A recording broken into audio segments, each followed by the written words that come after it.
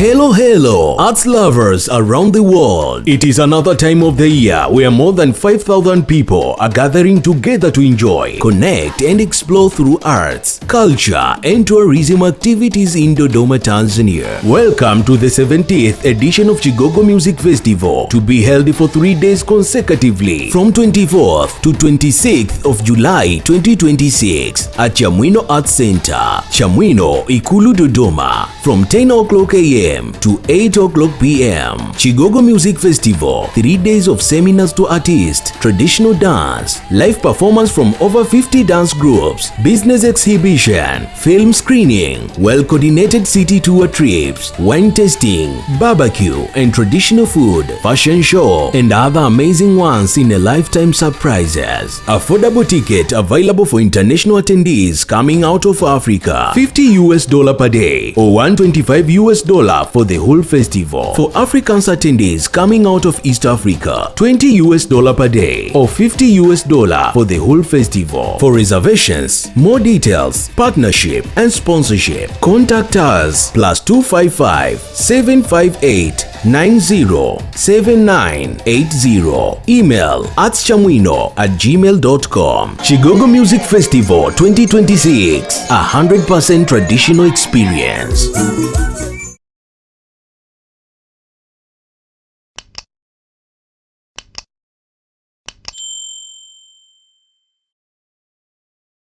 Chuo cha uhasibu Arusha IAA kimesema kuwa maandalizi ya mashindano ya kombe la mataifa ya Afrika AFCON 2027 ni fursa muhimu kwa taasisi za elimu nchini kujiandaa kushiriki kikamilifu katika kutangaza utalii Tanzania na kukuza ujuzi wa wanafunzi wanaosomea sekta hiyo.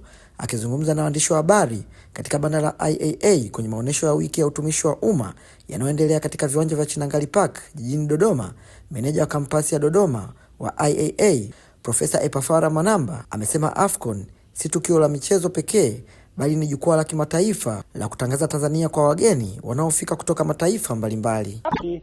Ni mchezo, ni burudani, lakini pia kwa nature ya nchi yetu, lakini pia kwa nature ya Arusha ilivyo. Kwa sababu ukishatamka Arusha maana yake utatamka utalii.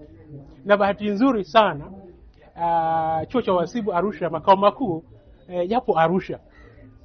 Na bahati nzuri nyingine kwamba tuna program za utalii.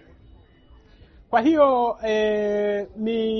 ni kujitangaza, kwa sababu tuko hapa kwa kuhudumia Watanzania, na tunatambua umuhimu wa elimu katika maendeleo ya nchi. Kwa hiyo ni kuwaandaa wanafunzi wetu na walimu wetu wa participate fully kwenye hayo mashindano, lakini kwenye utalii. Na ni wakati sasa wa kupractice zaidi, kwa sababu tutakuwa na wageni wengi sana kutoka mataifa mbalimbali. Tutakuwa na foreigners wengi sana ambao wengine hawafahamu vizuri Tanzania kama ambavyo inavyojulikana. Kuna mambo mengine ambao wanafikiri labda ni ya Kenya lakini ya Tanzania. Kwa hiyo ni wakati wa kutangaza mlima Kilimanjaro, mbuga zetu Serengeti, Mikumi na zingine zote. Lakini wanafunzi wetu watahusika kwa 100% katika mashindano, lakini katika upande pia wa utalii. Wafanyakazi tutahusika katika kuitangaza Tanzania, lakini katika kutangaza chuo. Na nafikiri baada ya hapo tutafanya pia analysis sasa kweli kwa programu zetu hizi kama utalii kweli inafanya kazi vizuri sana. Kwa hiyo ni wakati mwafaka sana wa kutangaza Tanzania, lakini tutatangaza Tanzania kupitia wanafunzi wetu, lakini kupitia wafanyakazi wetu na hususan walimu.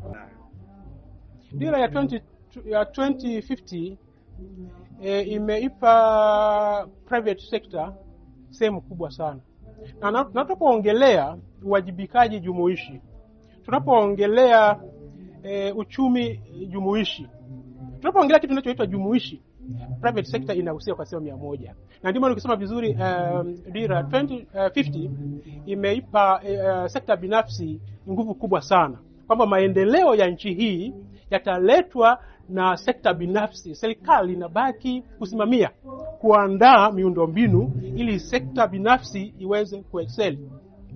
Sasa kama nilivyosema mwanzoni, nature ya programu zetu ni competency based, skill based kwamba inamwandaa mwanafunzi sio tu kwamba aenda akaajiliwe, bali kwa mfano tuna kitu tunaitwa incubator pale chuoni, kama utapata mtu utaweza kutembelea pale incubator. Kiatamizi ni kama vile ambapo kuku anatamia yale mayai, anatotoa vifaranga vinatoka. Kwa sisi wanafunzi wanakuja na mawazo ya business au biashara, tunasajili, tunachukua lile wazo, tunawapa mentor, tunaanza kulifanyia kazi. Kuna wanafunzi ambao wanatoka pale tayari ni wana business, wamejiajiri actually.